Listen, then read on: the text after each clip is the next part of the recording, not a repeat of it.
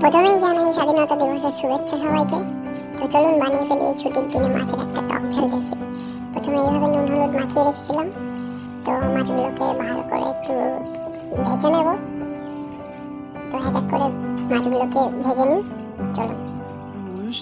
তো মনে রাখতে হবে মাছগুলোকে খুব কড়া করে ভাজলে হবে না, তাহলে সেই টেস্টটা পাওয়া যাবে না। ঠিক হালকা একটু নরম করে ভেজে নিতে হবে, ঠিক এইভাবে। তারপরে ওই তেলের মধ্যে আরেকটু তেল অ্যাড করে নিতে হবে।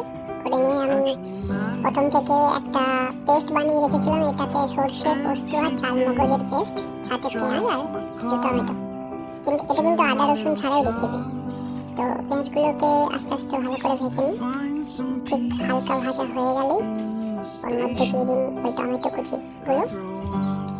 তো তারপরে একটু নাড়িয়ে চাড়িয়ে নিই টমেটোর সাথে, পেঁয়াজের সাথে। হালকা টমেটোগুলো গলে গলে আসলে ওতে দিয়ে দিতে হবে স্বাদ মতো নুন। তারপরে টকের জন্য দিতে হবে আমসুটো। এবার যদি আপনাদের আমসুটো নাও থাকে তাহলে আপনারা হালকা একটু তেঁতুল জলগুলোও দিতে পারেন। তো তারপরে আমসুটো দেওয়ার পরে এইভাবে একটু নেড়ে চেড়ে নিয়ে ওই করে রাখা পেস্টটা দিয়ে দিলাম।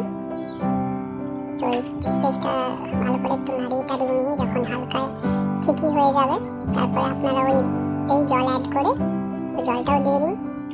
তারপরে তেল ছাড়ার জন্য একটু অপেক্ষা করুন। স্বাদ মতো হলুদ, লঙ্কা গুঁড়ো দিয়ে দিন। তারপরে একটু ওয়েট করতে হবে যতক্ষণ না তেল ছাড়ে। তো তেল ছেড়ে এলে ওর মধ্যে পরিমাণ মতো জল অ্যাড করে একটা একটা করে কিন্তু মাছগুলো ছেড়ে দিতে হবে। আর তারপরে ঠিক লঙ্কাগুলোকে ছিঁড়ে এইভাবেই ওপরে দিয়ে দিতে হবে, তাহলে কিন্তু স্বাদটা আরও ভালো হবে। Thank you.